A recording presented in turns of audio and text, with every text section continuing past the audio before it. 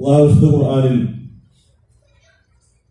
കാലത്തെ സത്യം ചെയ്തുകൊണ്ട് പറഞ്ഞൊരു കാര്യമാണ് അസ്ർ, കാലം തന്നെയാണ് സത്യം. ഇന്നൽ ഇൻസാന ലഫീ ഖുസ്ർ. മനുഷ്യരെല്ലാവരും നഷ്ടത്തിലാണ്, പരാജയത്തിലാണ്. ഇല്ലല്ലദീന ആമനു വഅമിലുസ് സാലിഹാത്ത് വതവാസൗ ബിൽ ഹഖ് വതവാസൗ ബിസ്സബ്ർ.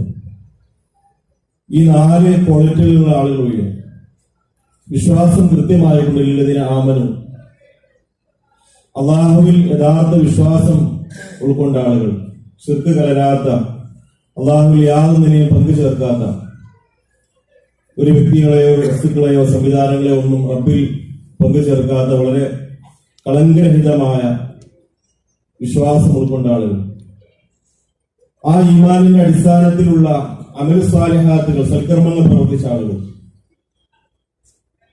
ആ പ്രവർത്തനങ്ങളോടൊപ്പം തവാസൗ ബിൽ ഹഖ്, അവർ നന്മ കൊണ്ട് സത്യം കൊണ്ട് പരസ്പരം ഉപദേശിക്കുന്ന ആളുകൾ, ആ മാർഗത്തിൽ തീർച്ചയായിട്ടും മുന്നിട്ടിറങ്ങുമ്പോൾ ക്ഷമയും സഹനവും ആവശ്യമായിരിക്കും. തവാസൗ ബിസ്സബ്ർ, പരസ്പരം ക്ഷമ കൊണ്ട് വസിയത്ത് ചെയ്ത ആളുകൾ. ഏത് കാലഘട്ടത്തിലും മനുഷ്യന് ഇത് മാത്രമാണ് വിജയത്തിന് നിദാനം. കാലത്തെയാണ് അല്ലാഹു സത്യം ചെയ്തത്. മനുഷ്യരുടെ പ്രവർത്തനങ്ങളെല്ലാം ഏതെങ്കിലും ഒരു കാലത്താണ് സംഭവിക്കുന്നത്. വളരെ നൂതനമായിട്ടുള്ള സംവിധാനങ്ങളും നമുക്ക് വേണ്ടി നമ്മുടെ സമയങ്ങൾ വേറെ പലരും ഉപയോഗപ്പെടുത്തുന്ന പ്ലാറ്റ്ഫോമുകളൊക്കെ ഒക്കെ വരുമ്പോൾ